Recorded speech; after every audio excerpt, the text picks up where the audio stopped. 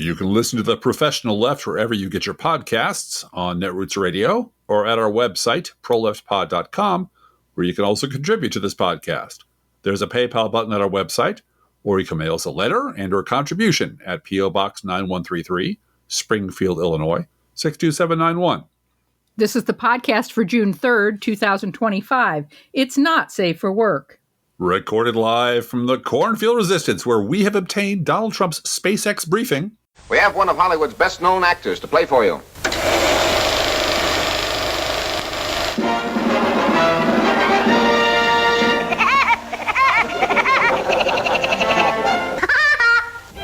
It'll never get off the ground. No propellers. Rockets do not employ propellers. They use jets. So do gas stoves.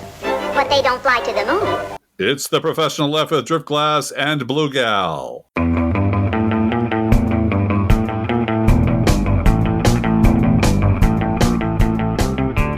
Hey, Blue Gal. Hey, Driftglass. You know, that Woody Woodpecker clip is dangerously and scarily close to the truth. I know. This is from Rolling Stone. Quote, President Donald Trump's National Intelligence Director, Tulsi Gabbard, is looking for ways to change the president's intelligence briefings to align with his media consumption habits and gain his trust, possibly adopting a video format. There's so much in that sentence about just gently phrasing media consumption, but gain his trust. Because what he thinks the person he appointed the job lying to him. The person that you hired to be national security director, you don't trust her? Yeah. Possibly adopting a video format. Gabbard has apparently consulted current and former intelligence officials for solutions. One possibility would be to turn the briefings into videos styled after, you guessed it, Fox News. 4 sources told the outlet in its report published Saturday. The President's Daily Brief, or PDB, is currently a daily digital document containing text, graphics, and images. In order to carry out this new approach, the National Intelligence Director's Office could even hire one of Fox News' talking heads and one of the network's producers. Gabbard herself was a paid contributor to the network. Trump has received the PDB, which can influence the president's decisions, just 14 times since he took office. And he's been golfing more than that. Mm-hmm. This is according to his public schedule. During his first administration, the PDB was changed to a 1-page outline that included less writing and more pictures, and was presented verbally. He received the briefing 55 times during the same period in 2017. President Joe Biden had received 90 PDBs by this time. Also, his were written out. Yeah, and had more than 1 page. And didn't need pictures. And had details, lots of details. Yeah, lots of details. The problem with Trump is that he doesn't read, a source said. He's on broadcast all the time. Another idea for the PDB would be to include graphics and maps with animations of exploding bombs similar to a video game, per NBC News report, unquote. But Joe Biden is old, Driftglass. Yeah, he's old. And you know what? Nobody really knows enough about Kamala Harris to have an opinion about her. No, I need to do more research. I'll just have to do a little bit more research before I can make up my mind. Now, this headline from Harvard Business Review, believe it or not, from January of 2019 is just so fucking adorable. I could cry. Quote, wait a minute. This is from January of 2019. Yep. So before the 2020 election. Yep. Okay. Harvard needs to have some cutbacks, but not the ones that are proposed. Not the ones we're talking about. They need a big slap on the wrist for this sort of garbage, but they publish lots of things. Quote, the era of move fast and break things is over. Many of today's entrepreneurs live by Facebook founder Mark Zuckerberg's now famous motto, move fast and break things. Zuckerberg intended for this to inform internal design and management processes, but it aptly captures how entrepreneurs regard disruption. More is always better. You might recall, Blue Gal, that in the 2016 election, people like Matthew Dowd were running around naked on camera going, disrupt, disrupt. Everything must be disrupted. We must have disruption. Disrupt the corrupt duopoly. That's right. The corrupt duopoly must be disrupted. Maybe Trump is the change we need. And then he got more disruption than he could handle and said, I never said any of those things. I'm going to delete all my tweets. So, yeah, maybe sometimes more disruption isn't better. Back to the article. We raced to put our products into consumers' hands as fast as possible without regard for the merit of or rationale for offline systems of governance. This is increasingly untenable. In short, the move fast and break things era is over. Minimum viable products must be replaced by minimum virtuous products. New offerings that test for the effect on stakeholders and build in guards against potential harms, unquote. What?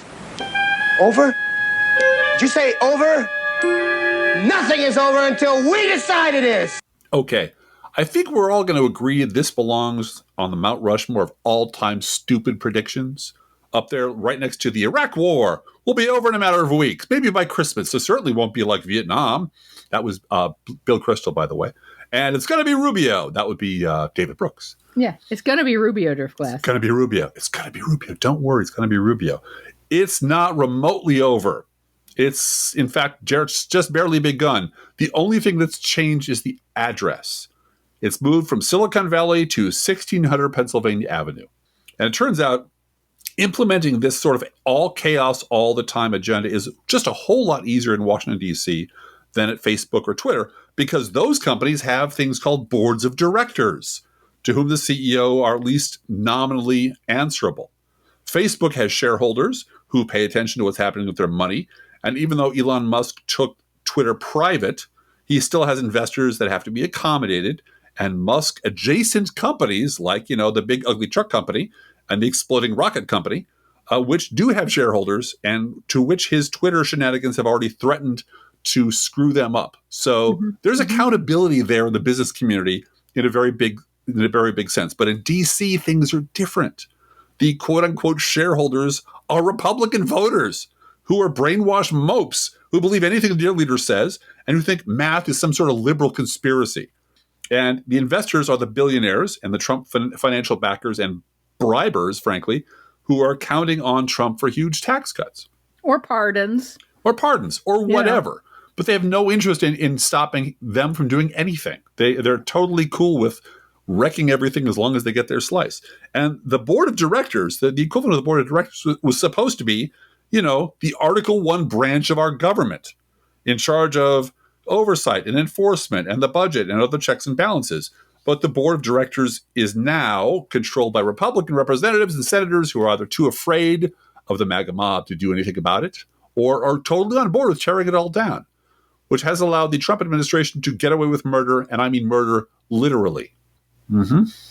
Now, I'm going to warn our audience that the next segment might be a little bit disturbing. Yeah. We have tried to tone it down as much as possible, but beware.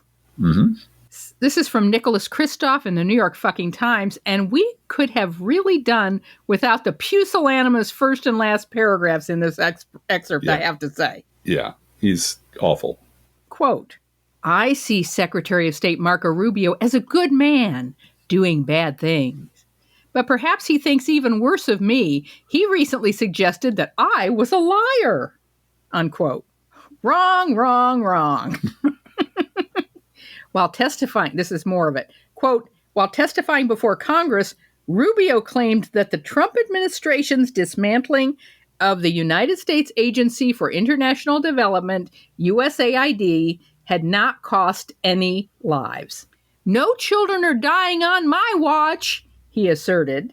At another point in the hearing, he broadened his statement to include adults as well. No one has died because of USAID. This is ludicrous. The only debate is whether to measure the dead in the thousands, tens of thousands, or hundreds of thousands.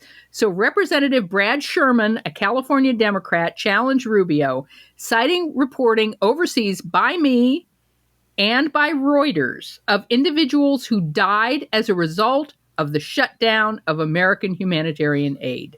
That's a lie, Rubio said. False. So let me help Rubio with the truth, unquote.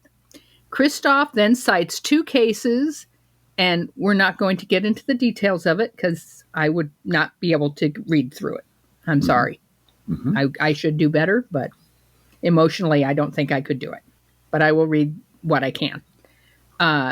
2 cases by names of small children whose lives had been made possible by a few American pennies a day who have definitely died because of Donald Trump and Elon Musk. Baby killers. Yep. Quote, I share these photos because it strikes me as doubly offensive not only to cause unnecessary deaths of such children, but also to deny these deaths and call them lies. The denials erase these children and dodge all responsibility. It was Elon Musk who first insisted that no one has died. Now Rubio has doubled down. Rubio is smarter than this and better than this. Over the years, he has shown himself knowledgeable about foreign affairs and has demonstrated compassion. I was relieved when he became Secretary of State, for I want smart, experienced people around Trump. Unquote. Now, Driftglass and I have a slight disagreement about this because I am aware that at one time Marco Rubio had some ideas about child care tax credits and providing those monthly and trying to alleviate poverty and coming up with some, New Age Republican. He was declared the savior of the Republican Party by Time Magazine, right? Yes, he was, absolutely. Because he was, the ideal moderate. Right. And a young ideal moderate after George W. Bush. But you know what? Driftglass and I also watched the Jon Stewart interview that proved beyond the shadow of a doubt that he was stupid as toast. Yeah, dumb as a bag of hammers, really. And to every question, he answered, "Well, it's both sides. It's both sides of the aisle." He knew which button to push. Then Chris Christie destroyed his presidential race aspirations by noting the same thing, which is he has a prepared answer that he's going to repeat and repeat. He's rehearsed what he's going to say, and that's how he gets through the debate. He doesn't have any original thought in his brain. So, Rubio is definitely not smarter than this, for sure. And whether he's better than this, he's not better for this now. No. He has gone all in. He is a hollow opportunist who blows with the prevailing wind, which is Trump and Musk and killing kids. Right. And then lying about it. And Rubio has not just betrayed, children who are under his protection. He's betrayed everything he ever said he believed in. Yeah. Everything, right down the line. And if he had a shred of decency or conscience, he couldn't have done his that. own people. Yeah. Cuban refugees. Yeah. Cubans. No, he's absolutely, he has sold, and so it pains me to say this, but not terribly much, that Rubio never had any integrity to begin with. For a while there, compassionate conservatism was the flavor of the week. And, trying to help out and do bipartisan shit was what got him ahead. So he did that. And now sucking up to the worst human being on earth is what gets him ahead a little further. And he'll just keep selling himself to whoever will pay for it until he gets to where he wants to be, which I think is the White House. And depending on how much longer Donald Trump lives, the day will come when those numbers of deportees is not high enough. Yeah. And they decide to go clean out the city of Miami. Yeah. Yeah. Tell Tom Homan no, and you could be on the next plane out here, Marco Rubio. Yeah. Rubio, isn't that a Hispanic name? Yeah. Yeah. They'll turn on you, and he knows that. Maybe, but this Nick Kristof habit of I just want to say I really respect you and thought you were great. It's just so sick and so creepy that he still feels the need to suck up to these people somehow as if they're going to take him seriously or listen to what he says. If he makes a little sandwich of compliments out of it, I think you're awesome. You sold out everything you ever believed, but I still think you're cool. No, it doesn't work. Rubio's not that stupid, Nick. He's not that dumb to believe what you're saying. However, one of our favorites at the New York fucking Times, Michelle Goldberg. Yeah, she's one of the good ones, Driftglass. One of the good ones. She put this in the bigger picture, the larger perspective. Quote, there is an Elon Musk post on X, his social media platform, that should define his legacy. Quote, we spent the weekend feeding USAID into the wood chipper, he wrote on February 3rd. He could have, quote, gone to some great parties, did that instead, unquote. Musk's absurd scheme to save the government $1 trillion. Remember, it was originally $2 trillion blew down. By slashing waste, fraud, and abuse has been a failure. DOGE claims it saved $175 billion, which is a lot less, like 80% less. But experts believe the real number is significantly lower than that. Meanwhile, according to the Partnership for Public Service, which studies the federal workforce, DOGE's attacks on the government personnel, its firings, its rehirings, use of paid administrative leave, and all the associated lack of productivity could cost the government upward of $135 billion this fiscal year, even before the price of defending DOGE's actions in court. Musk's rampage through the bureaucracy may not have created any savings at all. If it did, they were negligible. And I got to say, the news today out of the U.S. Department for Peace, that Peace Institute, right? Musk saying we could have gone to some great parties, did that instead. Apparently, they left that building full of marijuana and cockroaches. So, add the cleaning bill for that building, even if they're going to sell the building off. Yeah. The cleaning bill for that building, add that to the cost of DOGE. Yeah. And make it the institute of a piece of my ass. How's that? Take a bite out of my ass. These are just all of them are so fucking horrible. Yep. Anyway, now Musk's Washington adventure is coming to an end. I'm continuing now with Michelle Goldberg. With the disillusioned billionaire announcing that he's leaving the government behind, it sure is an uphill battle trying to improve things in D.C., to say the least, he told the Washington Post. There is one place, however, where Musk, with the help of his minions, achieved his goals. He did indeed shred USAID. Though a rump operation is now operating inside the State Department, the administration says that it has terminated more than 80% of USAID grants. Brooke Nichols, an associate professor of global health at Boston University, has estimated these cuts have already resulted in about 300,000 deaths, most of them children, and will most likely lead to significantly more by the end of the year. That is what Musk's foray into politics accomplished, unquote. Dead kids. Hundreds of thousands of dead people all over the world because Donald Trump and Elon Musk teamed up to destroy the federal government. And let's be clear, this has been since at least the 2012 Republican debates ending foreign aid. Yeah, because it's all bad. It's all off. It's all bad. All bad, except for Israel. It's all bad. That's your money. Well, it's your money. It should be spent on Americans. Well, when it is. Not on Americans. On Americans and 57 South African white farmers. Oh, yes. Who definitely need refuge from whatever the hell's going on in their country. And don't defund Israel at all because, Rick Perry bit it at that debate about, we're going to end all foreign aid. And everybody on Twitter at that time, when Twitter was okay, went, oh, you're going to cut off Israel, huh? Yeah. There goes your Iowa vote. Mm-hmm. Hey, you know that they have paid abortions in Israel. You know that, right? It's cool. You're cool with that. On demand. Yeah. There's just a host of things that this is why they need to run the government, because there's just a shitload of things they really don't want to talk about. Yeah. Yeah. So many, and that's, I forget who said fascism is a bunch of contradictory impulses all sort of moving in the same direction. And you have to be competent. Yeah. In order to think that you can run everything. Well, but he walked in there thinking it was a tech company. Yeah. And he believed, and he, with his ketamine fried brain and his bullshit attitude and his childlike belief in the bullshit that the Republican Party had fed him and his stupid libertarianism, he really did think, well, pretty much most of the government is just waste, fraud, and abuse. We can just go there and cut a bunch of shit out and save a ton of money and then go to tax cuts and I can get my space shit on. And you walk in the door and you find out, even in the smallest department, there's actually human beings whose lives and livelihoods depend on this department doing an efficient job of delivering public service.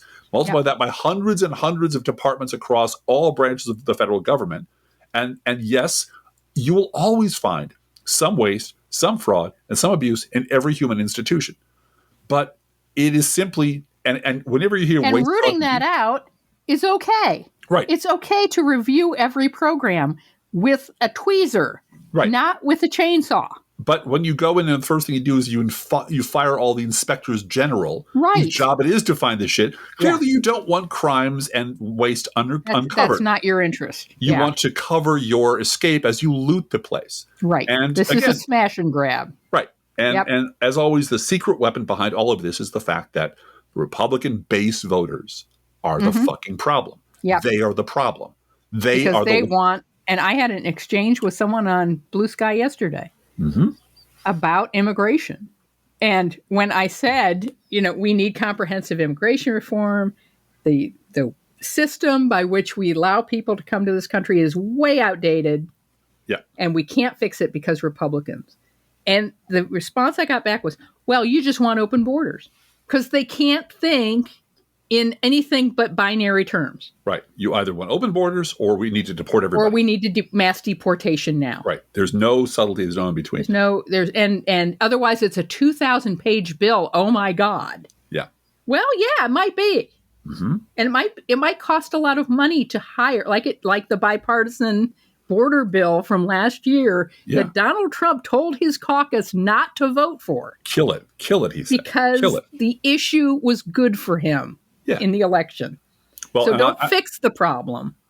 I will mention the fact that I did a post this week called "The Secret Life of Walter MAGA."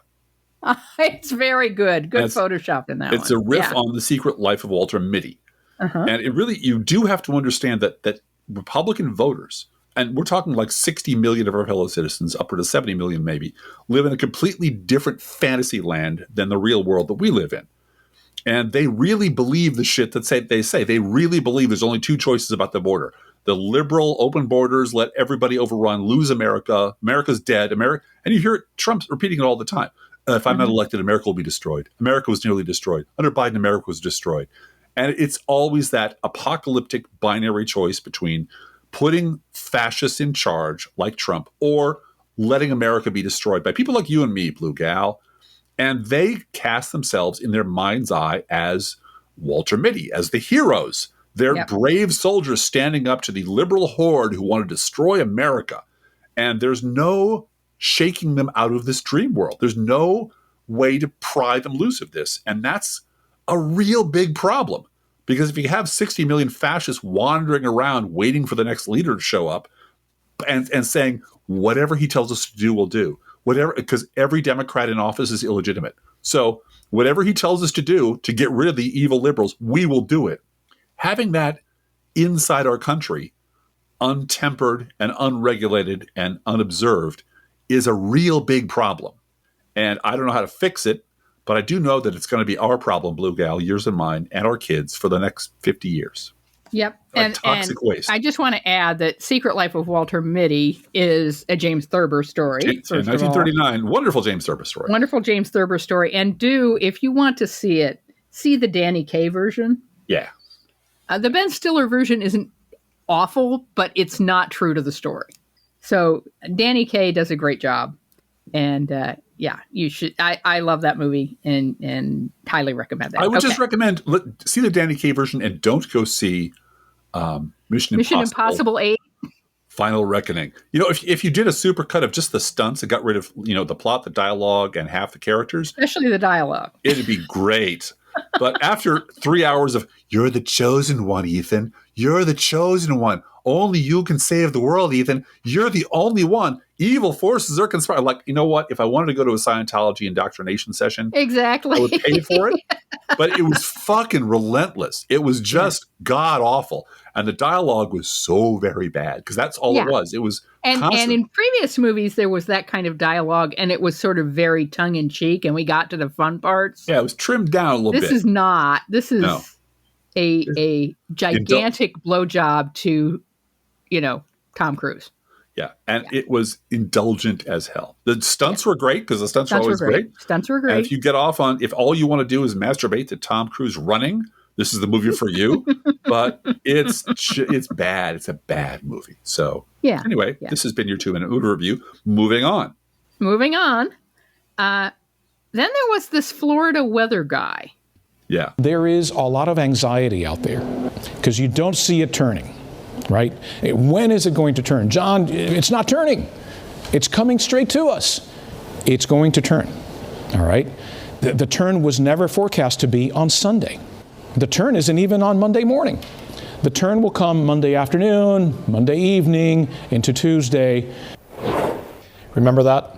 That was about 6 years ago. That was Hurricane Dorian, as it was absolutely devastating the Northwest Bahamas as a Category 5, sat over that region for 2 days. It was headed straight west. Lots of people in Florida were concerned the hurricane was heading here. And as you've grown accustomed to my presentations over my 34 years in South Florida newscasts, confidently, I went on TV and I told you, it's going to turn. You don't need to worry. It is going to turn. And I am here to tell you that I am not sure I can do that this year because of the cuts, the gutting, the sledgehammer attack on science in general, and I could talk about that for a long, long time, and how that is affecting the U.S. Leadership in science over many years, and how we're losing that leadership, and this is a multi-generational impact on science in this country. By the time Trump's move fast, break things, loot the place regime comes to an end, the body count, including American citizens, could be in the millions. And certainly with the loss of FEMA.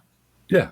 Oh, God, yeah. Which no one who has a tornado can expect anything from the federal government under Trump. Nope. And no one who has season? a hurricane Yep. can expect anything from the federal government when it comes to Trump. And the compassion that Joe Biden brought to that job, I miss it every day, especially since my two of my children were in a tornado weeks ago, weeks ago, and there is no federal help. Nope.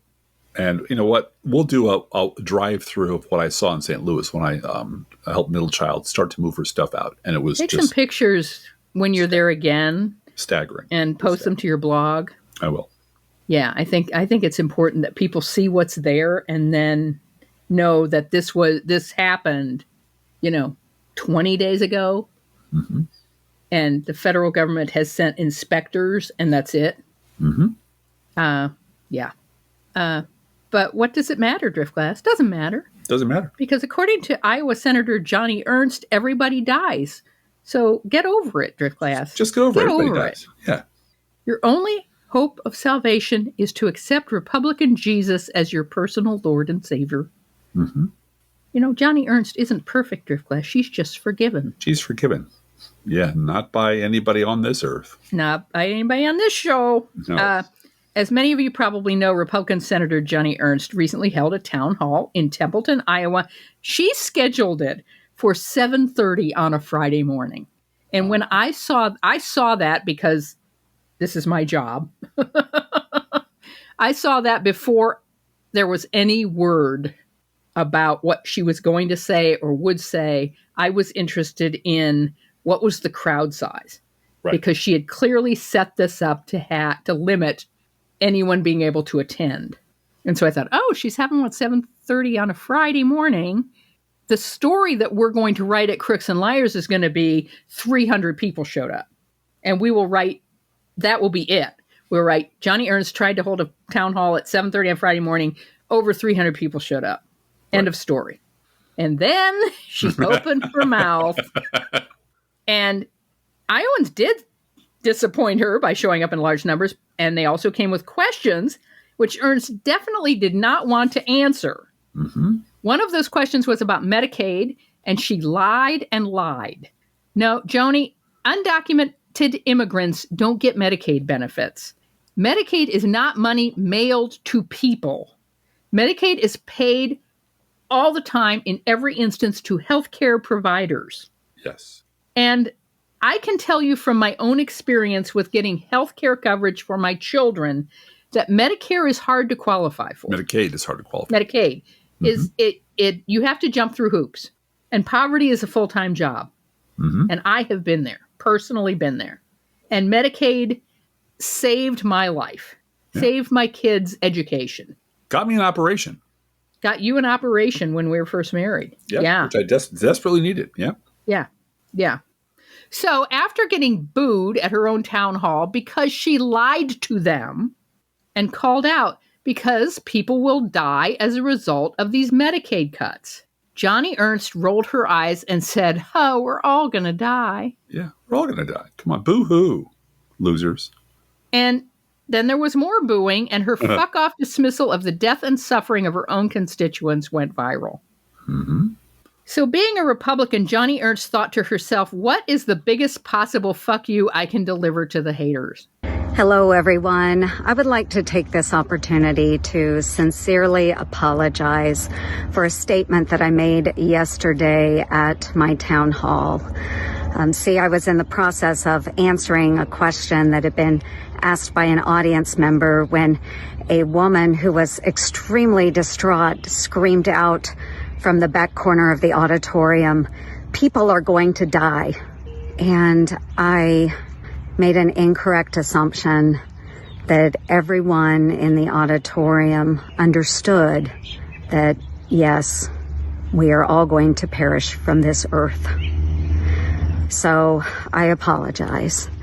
And I'm really, really glad that I did not have to bring up the subject of the tooth fairy as well. But for those that would like to see eternal and everlasting life, I encourage you to embrace my Lord and Savior, Jesus Christ. I had not heard that before we got ready for this show. Yeah, it's incredible. It's incredible.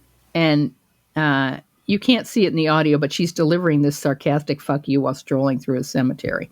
Yeah. And if I had any sympathy for her at all, I would suggest that she's torching her own career in order to have an out, to get out of the Senate and not have death threats from the MAGA mob. Maybe. But I don't think that she's in any way a sympathetic character. I think this is who she is. She's as Fred Wellman says, she's a shitty person. Yeah. Well, I have to wait until the Nick Kristof column to decide whether or not. Find out. He really likes her. However, she's a good person who just does nothing but bad things, but she's a good person. She's a shitty person. She's a shitty Christian.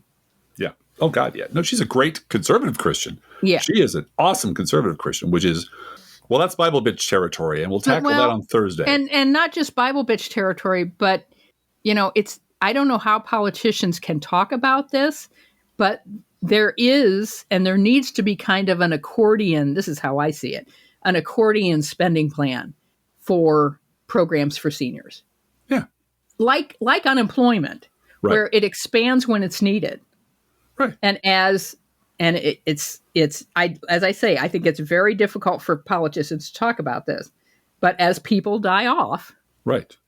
And the number of recipients shrinks because of that, the spending might decrease. Mm-hmm.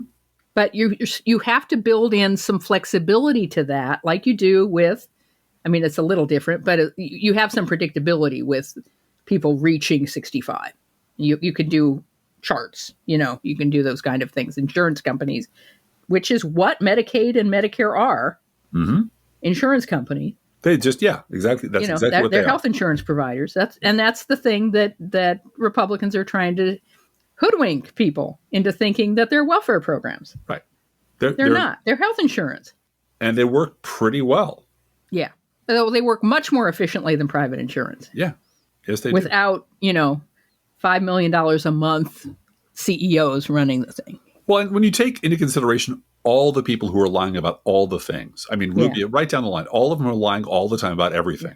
Mm-hmm. They really don't trust anyone to know what they're really up to. Yeah. Because they're just lying they have to lie to their own voters all the time. They can't tell their own voters what they're up to. And they're now trying to do a stealth cut to Obamacare. Yeah. And pretending that if they vote on it in the middle of the night, no one will notice. Hey, speaking of liars, on the Sunday shows, Trump's Secretary of Treasury, Scott Bessent, looked straight into the camera and told this great big whopping lie. Quote, "The deficit is already lower than last year and will continue to decline over the next 4 years," unquote. And there was no pushback, which is why I don't bother with the Sunday show. About the actual deficit. Yeah, about math, because it's math. But, why don't bother with the Sunday shows anymore? Much because they're just useless. They're completely fucking useless. Yep. Oh, and here's some big news out of Texas today, this very day. This is from Punchbowl. Quote, "Cornyn down big in the new poll. Senator John Cornyn, Republican of Texas, trails Texas Attorney General Ken Paxton by 22 points. Those are big Texas points, according to a new independent poll of the Senate GOP primary, unquote. That is, as you know him, the god-awful John Cornyn being beaten in the polls like a rented mule by Ken Paxton, who is an actual outright blood-in-his-teeth fucking monster. He's a mobster. Yeah. He threatens Texas legislators all the time. So just when you think the Republican Party can't get any more depraved, they're like, no, here's how I win in a primary. I just get worse. Because that's what my voters want. My voters Paxton is a criminal. He's a criminal. He's a fucking monster. And that's what Republican primary voters in Texas want.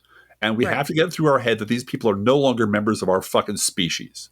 They're an invasive, parasitic organism that's fucking up our democracy. And we have to think of them like that because you can't reason with a disease. It's a disease. You have to find a way around it and to protect yourself from it, which is what we hope will happen over the next 50 years or so. Mm-hmm. So, because you have to understand, this is what we're up against. This is what all of us are up against. This is really the core of this show, I want you guys to know. Yeah. Because Democrats like us have been told that we can forget about our progressive priorities, like, making Medicaid and Medicare expandable. That's just crazy liberal talk. Child care for working moms. Yeah. Child tax credit, just abandon all that shit for the immediate future anyway, because we alone are now entirely responsible for not just defending Medicare and Medicaid and Social Security and public education and voting rights and civil rights. Remember, just us. Women's rights, the environment, food safety, water safety, FEMA, the FAA, and science and medical research. Oh, no. We're also responsible for saving the Republican Party from itself because, you can't go 5 minutes without someone in a suit on TV declaring that America needs a healthy two-party system, We need a healthy Republican Party. Well, who's going to cure them? Themselves? How's that working out so far? And since the Republican leadership who have let their party become a fascist shithole of bigots and imbeciles is now either entirely MAGA or they moved on to become cable news stars and podcast moguls, I guess that dirty job is our job now too. Yep. And of course, part of that job would necessarily involve deprogramming tens of millions of those brain-dead bigots and imbeciles so they will stop putting fucking fascists in office. But of course, we're supposed to do that, all of that, very humbly and not offend the bigots and imbeciles because that would only make things worse by calling them, bigots and imbeciles. And on top of all of that, the entire burden for saving American democracy has also been dropped on our shoulders too. Yep. We need to do all of that by ourselves, roller skating backwards on one foot. Good thing we have women and black women as the core of our base. Absolutely. And I think, people like us, people like who are being told your job is now to clean all of the shit we fucked up, should have some say in how we do it and why, as opposed to filtering all of our responsibilities through former fucking Republicans. Right. And furthermore, there is such an assumption on the part of mainstream media that that's what's going to happen. Oh, right. That Democrats will come in, Democrats will win the midterms, and this will get cleaned up. They'll save the day. And then we can forget about it. We can forget Trump ever happened and go back to both sides. And Marco Rubio can once again be the savior of the Republican Party. He'll be the savior of the Republican Party, or somebody else, some young senator. They've got a bench. John Thune, Josh Hawley. Anyway, but look, some Democrats are stepping up. Driftglass. This is Senator Adam Schiff trying to get a straight answer from a Trump flunky. Is it unlawful for the president to accept a gift from a foreign state without the consent of Congress? Very simple question. Senator, as a lawyer, I would always give my... I'm not asking you for a preamble, just yes or no. Well, Senator Schiff, it depends on the facts. Well, Mr. Geiser, where is the depends on the facts of Article 1, Section 9, Clause 8, which says, no person holding any office shall, without consent of Congress, accept any present from any foreign state. That's the Constitution. It doesn't say, well, it depends, or it might, or maybe. It says, no person shall do so. Do you find that ambiguous? Senator, I thought you were supposed to be the strict constructionists. This is what the Constitution says. Is there an exception for $400 million planes from Gulf emirs? And this is a short excerpt of Senator Tammy Baldwin dressing down Robert Kennedy Jr. But this year, right now, you are dismantling CDC seemingly in line with your budget request. Congress did not approve that. On a bipartisan basis, Congress funded the CDC to administer programs that provide critical public health support to states and local communities across the country. That includes the CDC Childhood Lead Poisoning Program. When the city of Milwaukee asked CDC for help addressing a lead crisis in schools, CDC should be able to provide support and assistance, because Congress appropriated $51 million for CDC to do its job to address lead poisoning. Despite what you told me last week, that you have no intention of eliminating this program, you fired the entire office responsible for carrying it out. So CDC told Milwaukee Public Schools that they simply couldn't help. Your decision to fire staff and eliminate offices is endangering children, including thousands of children in Milwaukee. If you have a proposal to make these programs work better, present it and justify it. Mr. Secretary, you will say that you have to fire thousands of employees and eliminate programs like LIHEAP because our deficit is too large. But you won't mention that at the same time this administration is proposing these cuts, it's proposing tax cuts for billionaires that will add trillions to our debt. You are cutting programs and firing staff with no plan and no understanding of what the department you are leading even does for the American people. And that's why you had to rehire staff working on the World Trade Center health program and screening coal miners for black lung disease. You fired everyone, and now you want to take credit for hiring them back? Of course, like all the other Trump stooges, Kennedy will just shrug off any criticism, keep repeating rehearsed lines like a robot, and blow off any demands from the Democratic minority in Congress to see a detailed budget or explanation for what he is doing, even though the law explicitly demands that he do so. Right. It does. So this is what we are up against, trying to keep the MAGA mob at bay with the only weapons we have at the moment, words and litigation. But when we look to the media whose whole existence depends on constitutional protections of the free press, whose only defenders at this point are Democrats, instead of allies, we get shit like this. And we're going to do a little thought experiment. First, I'm going to read you a story as reported by CNN. And then Driftglass developed a story using this exact same statistics as it would have been reported if we had an actual liberal media. Yep. So here's the CNN story. Yep. And Raw Story published this. Quote, "Are you kidding? Stunned CNN expert scolds Democrats as Trump soars despite turmoil. The polls are in and Americans have a clear favorite party to handle the economy. CNN chief data analyst Henry Enton is asking how, after the first 4 months of the Trump presidency, are Democrats not polling better? You would think after all of the waves, after the last few months, the first 4 months of the Donald Trump presidency, you'd expect that Democrats would have this massive lead on the economy," he said. "It ain't so. It ain't so. The party that is closest to your economic views in November of 2023, it was Republicans by 11 points, Enton went on to say. Now it's still within that range, still within that margin of error, plus 8-point advantage for the Republican Party. How is that possible, Democrats?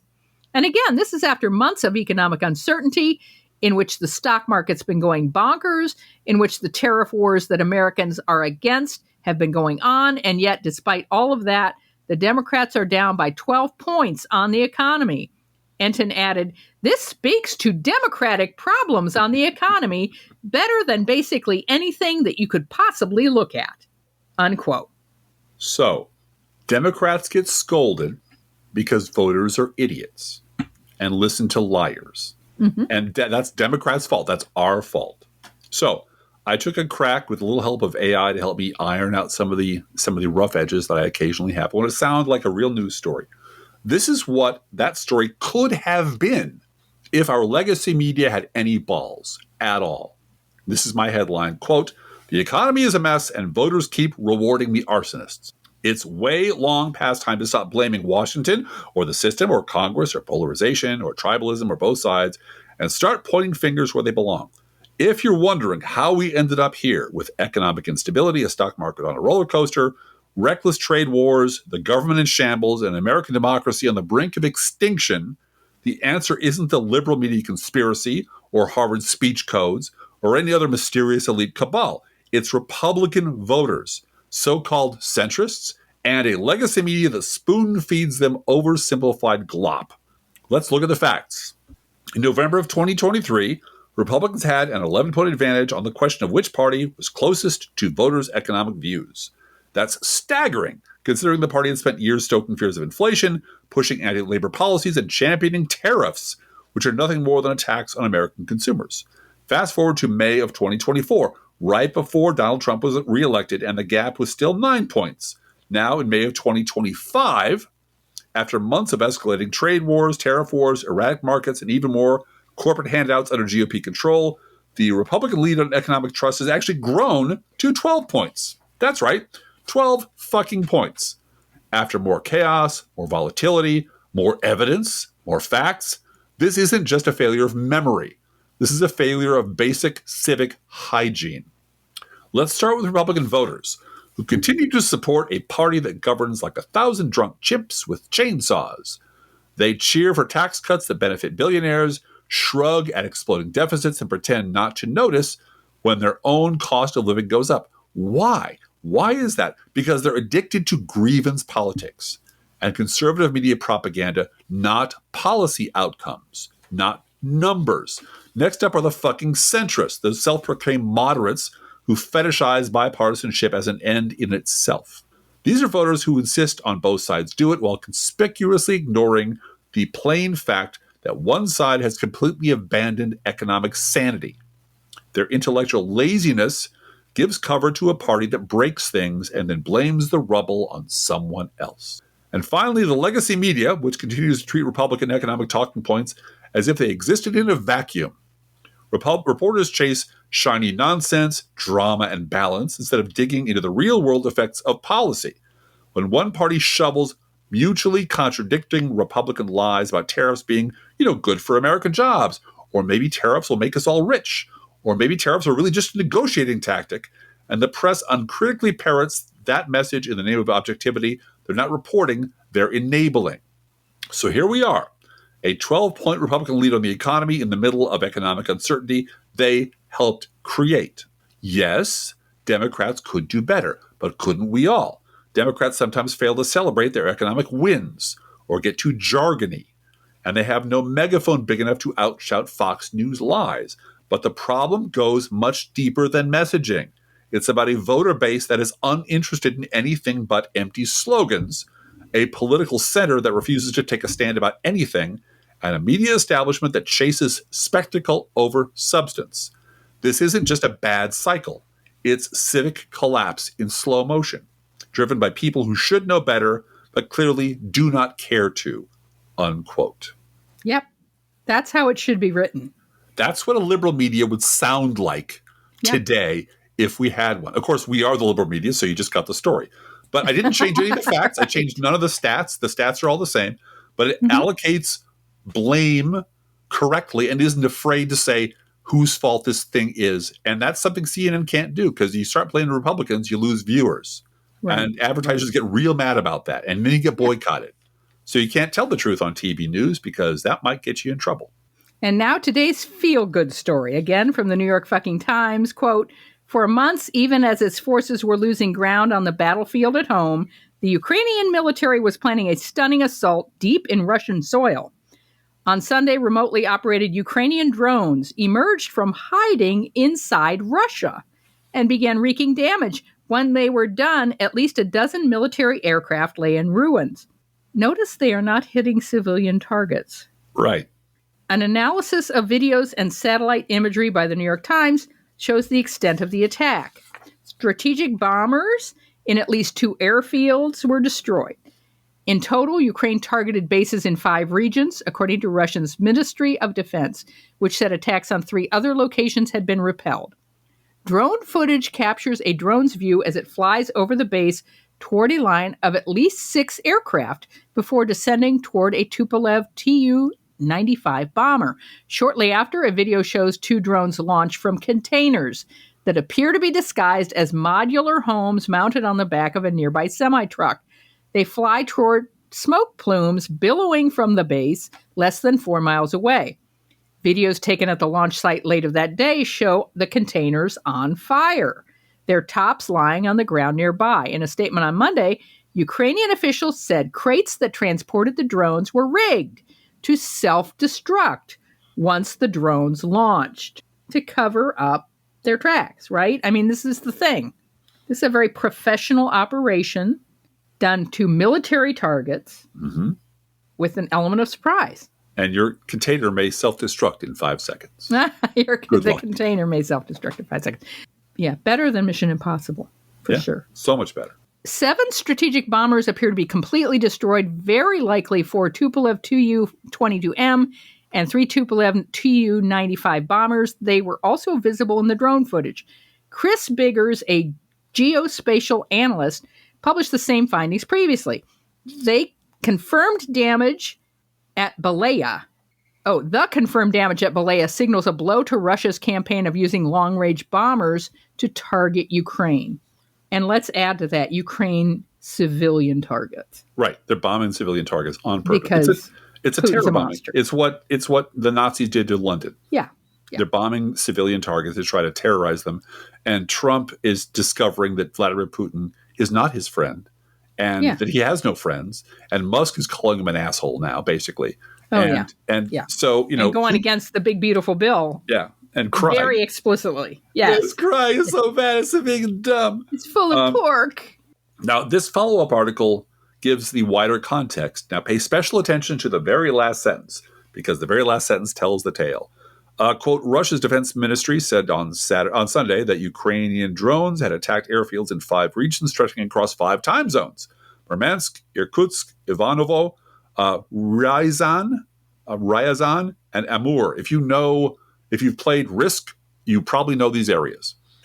Several aircraft caught fire in Murmansk near the border with Norway and in Irkutsk in eastern Siberia, the ministry said, adding the attacks on the other 3 regions had been repelled, which you already know.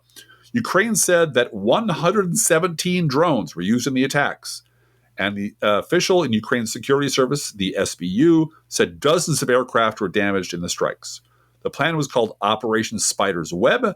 Drones planted across Russia near military bases, the Ukrainians said, had been then activated simultaneously. President Vladimir Zelensky of Ukraine said on social media Sunday that planning began a year and a half ago. He called the results absolutely brilliant. And here's the last sentence. The Trump administration was not given advance notice of the drone strikes, administration officials said, unquote. The planning began a year and a half ago when Biden was president. You goddamn well know that Biden knew about it. Sure. I'm sure. I but you have know what? no I doubt got a that he song did. to sing, Driftglass. Oh, sing it, Blue Gal. Don't tell Trump. Don't tell Trump. Whatever you do, don't tell Trump. Don't tell Trump. Drones and plans. Don't tell Trump. Don't tell Trump. That is a edited version of a song that Middle Child used to sing all the time, which was called "Don't Mess Up." And that we sing whatever the Middle you Child. do, don't mess up. We sing the Middle Child ironically every now and then. She was a perfectionist. Yes. And it got her in trouble, but she made a fun of herself by saying, "Whatever you do, don't mess up." Don't mess up. But whatever you do, don't tell Trump. And it worked. We're going to end our show with a Liar of the Week prize, which this week goes to Donald Trump Jr. The meme coin. Is that okay for your dad to have a meme coin? I think, of course, when he did that before he was in office, he did these things. The reason we got into crypto, and we're all in on crypto, and we're doing American Bitcoin, and we have World Liberty Finance and USD1, was because there was a time, and probably I'd been on this show, where I could call any single banker in New York City. They'd pick up the phone. I'd be able to get a loan for whatever real estate project I was doing across the street. Then we got into politics, and all of a sudden, they wouldn't take your call. Right. You couldn't get financing. We were debanked. And what I realized, and my brother realized, because we were the recipients of every subpoena imaginable, was that, you know what, we were actually just the top of this sort of pyramid scheme that we didn't realize we were a part of, that the financial system was totally undemocratized. Because we had a certain balance sheet and whatever, we could kind of do whatever we wanted. The regular guy was messed up. Now we were all of a sudden in the shoes of the regular guy that wouldn't be able to take advantage of the markets. And we said, what's the solution for that? The answer is crypto. Donald Trump Jr. making the excuse that the fact that he was such a crook and his family were such crooks that they can't get a loan anywhere just means that they're now like regular Americans going to the bank for a loan and getting turned down. So they had to turn to crypto. You know, innovative, genius. Yeah. Hey, feel free to write to both of us at proleftpodcast@gmail.com. We love hearing from you. Be aware that if you write to us at any of our addresses, we reserve the right to read your email or U.S. Postal Service. Go Postal Unions! Letter on the air unless you say otherwise. Please share our show on social media. And if you love this podcast, please get someone else to listen to. And thank you so very much for doing that. Hey, Drift Class, how are the Internet Kitties doing this week? Well, little gal, like Ukraine, the Internet Kitties give no advance warning before they pounce. Let's think about living. Think about living. Let's think about loving. Think about loving. Let's think about the hooping and the hopping and the popping and the loving, lovey-dovey. Let's forget about the wine and the crying, the shooting and the dying, and the fellow and the switchblade knife. Let's think about living. Let's think about life. The Professional Left podcast is recorded under a Creative Commons license. Copyright 2024-25, DGBG Productions.